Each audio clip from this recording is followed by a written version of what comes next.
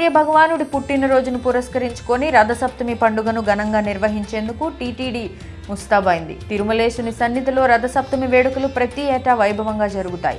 పవిత్రమైన రోజున శ్రీవారిని దర్శించుకునేందుకు అధిక సంఖ్యలో భక్తులు తరలివస్తారు. తిరుమలలో ఒకరోజు బ్రహ్మోత్సవంగా పిలువబడే రథసప్తమి వేడుకలు టీటీడీ అంగరంగ వైభవంగా నిర్వహిస్తుంది. 4వ తేదీ తెల్లవారుజాము నుంచి రాత్రి వరకు ఈ వేడుకలు అత్యంత వైభవంగా జరుగుతాయి. రథసప్తమి రోజున శ్రీ మలయప్ప స్వామి అవతారంలో వెంకటేశ్వర స్వామి భక్తులకు దర్శనమిస్తారు. కేవలం గంటల వ్యవధిలో 7 రకాల వాహనాలపై మాడవీధుల్లో విహరిస్తూ స్వామివారు భక్తులకు దర్శనమిస్తారు. కలియుగ దైవం శ్రీ తిరుమల శ్రీవారి సన్నిధిలో ఉత్సవమైన వేడుకైన వైభవోపేతంగా జరుగుతాయి. రథసప్తమి వేడుకలను బ్రహ్మోత్సవాల స్థాయిలో టీటీడీ ప్రతి ఏటా నిర్వహిస్తుంది. రథసప్తమి పర్వదినాన వేకువజామున 5:30 నుంచి రాత్రి 10 వరకు స్వామివారు భక్తుల మధ్యనే ఉంటూ దర్శన భాగ్యం కల్పిస్తారు. సూర్యప్రభ వాహనంతో ప్రారంభమైన ఉత్సవాలు రోజంతా జరుగుతాయి. తెల్లవారుజామున ప్రారంభమయ్యే సూర్యప్రభ వాహనం ఉత్సవానికి ఎంతో విశిష్టత ఉంది. రథసప్తమి రోజు ఉదయం 5:30 సూర్యప్రభ వాహన సేవ మొదలవుతుంది. అక్కడి నుంచి ఆలయ వాయువ్య దిక్కుకు చేరుకోగానే బాణుడి తొలికిరణాలు శ్రీ మలయప్ప స్వామి వారి పాదాలను స్మరిస్తాయి.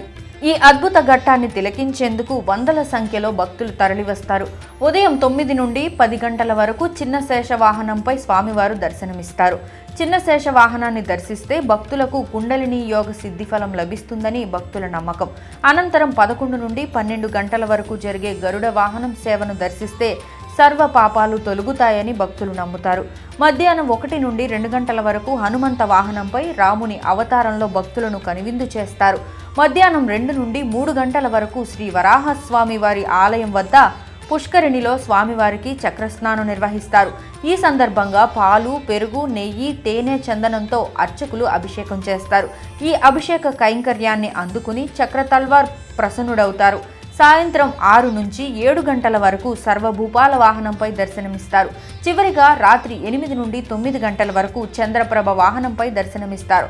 రథసప్తమి వేడుకలు పురస్కరించుకొని భక్తుల రద్దీకి తగ్గట్టుగా టీటీడీ అన్ని ఏర్పాట్లను పూర్తి చేసినట్టు తెలిపింది. ఆలయాన్ని అందంగా అలంకరించి వీఐపీల నుంచి అతి సామాన్య భక్తుల వరకు అందరికీ స్వామివారి దర్శన భాగ్యం అందించేందుకు నిర్ణయించారు.